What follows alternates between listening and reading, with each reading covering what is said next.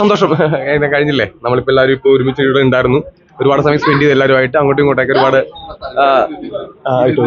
ഒരുപാട് തമാശയും കളിയും ചിരിയൊക്കെ ആയിട്ട് 1-2 ദിവസം ഉണ്ടായിരുന്നു. ഹാപ്പി, എല്ലാവരും ഹാപ്പിയാണ്. ഫൈനലൊക്കെ എങ്ങനെ ഉണ്ടായിരുന്നു?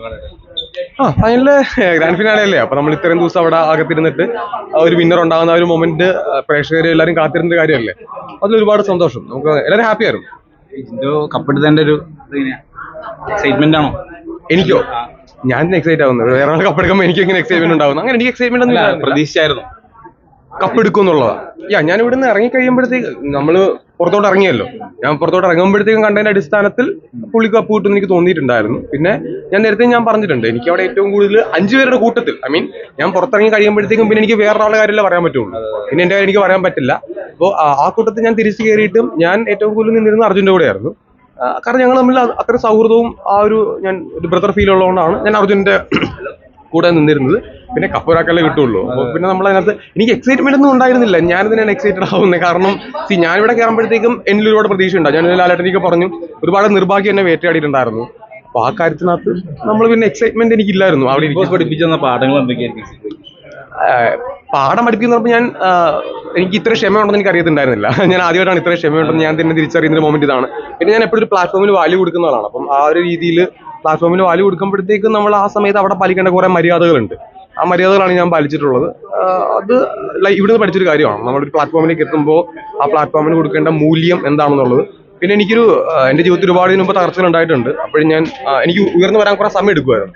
പക്ഷെ ഇപ്പൊ എനിക്ക് മനസ്സിലായ അങ്ങനെയല്ല, എന്തുണ്ടെങ്കിലും അത് വളരെ ഈസി ആയിട്ട് നമുക്ക് എല്ലാവർക്കും ഓവർകം ചെയ്ത് വരാൻ പറ്റുമെന്ന് എനിക്ക് ഈ പ്ലാറ്റ്ഫോമിനെ പഠിപ്പിച്ചു. മെയിനായിട്ട് 2 കാര്യങ്ങളാണ് എനിക്ക് തോന്നിയിട്ടുള്ളത്. ഇനി ഭാവി പരിപാടികൾ ഭാവി ഒന്നും ഞാൻ അങ്ങനെ കുറച്ച് പരിപാടീസ് എന്റെ മനസ്സിൽ ആഗ്രഹമുണ്ട്. എനിക്ക് കല്യാണമൊക്കെ ഉണ്ടല്ലോ. കല്യാണത്തിന്റെ ഒന്നും ആയിട്ടില്ല ബ്രോ.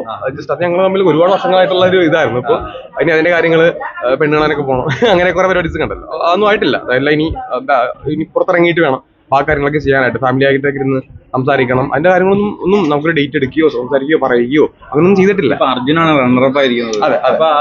അർജുന്റെ എന്ത് ക്വാളിറ്റി ആയിരിക്കാം അവനൊരു എന്താ പറയണ്ടേ, ഒന്നാമത് കാണാൻ നല്ല ഹാൻഡ്സം ആണ്, യങ് ആണ്. അപ്പൊ ഒരുപാട് പെൺകുട്ടികളാണെങ്കിലും ഒരുപാട് ആൺകുട്ടികളാണെങ്കിലും ഒരു മോഡലാണ് അവൻ. അപ്പം ആ രീതിയിൽ ഒരുപാട് ആൾക്കാർ അവനെ ഇഷ്ടപ്പെടുന്നുണ്ട്. പിന്നെ അവിടെ ഒരു ഒരു ജെന്റിൽമാൻ പേഴ്സൺ ആയിട്ടാണ് അവനവിടെ നിന്നിട്ടുള്ളത്. അപ്പോൾ പല ആൾക്കാർ പലവിധമല്ലേ. അപ്പൊ ഒരു ജെന്റിൽമാൻ രീതിയിൽ ഒരാൾ നിൽക്കുമ്പോൾ അയാളോടൊരു ഇഷ്ടം തോന്നാം. ആ രീതിയിലായിരിക്കും ഞാൻ പ്രതീക്ഷിക്കുന്നത്. ഇനി വരാൻ പോകുന്ന ബിഗ് ബോസ് കണ്ടസ്റ്റന്റുകൾക്ക് എന്തെങ്കിലും പറയാനിരിക്കും? ഒരുപാട് കാര്യങ്ങളൊക്കെ PR കൊടുക്കണം, നന്നായിട്ട് PR കൊടുക്കണം, ശക്തമായിട്ട് PR കൊടുക്കണം. അങ്ങനെ അതാണ് മെയിൻ ആയിട്ട് എനിക്ക് പറയാനുള്ളത്. അതെ, അങ്ങനെ പറയാൻ കാരണം ഇത്തവണ ഞാൻ ഒരുപാട് PR നെ കുറിച്ച് വ്യക്തമായിട്ട് ഞാൻ അറിഞ്ഞിട്ടുള്ളതുകൊണ്ട് ശക്തമായിട്ട് PR കൊടുത്ത്, അല്ലെങ്കിൽ PR-ന്റെ ബേസിൽ തന്നെ ഒരുപാട് കാര്യങ്ങൾ മുന്നോട്ട് പോയി ഇത്തവണ ഞാൻ അറിഞ്ഞിട്ടുണ്ട്. അപ്പോൾ സ്വാഭാവികമായിട്ട് അത് അങ്ങനെ. അപ്പോൾ എനിക്ക് മെയിനായിട്ട് പറയാനുള്ളത് അതുകൊണ്ട് തന്നെ ഇത്തവണത്തെ വിന്നർ അപ്പൊ PR എന്നുള്ള രീതിയിലേക്ക് ഞാൻ ഒരാളല്ല ഉദ്ദേശിച്ചത്, ഞാൻ ഒരുപാട് ആൾക്കാർ ഉദ്ദേശിച്ചത്. പിന്നീട് സംസാരിക്കാം. ഓക്കെ, 2 ഇത് കിട്ടിയ ഓക്കെ.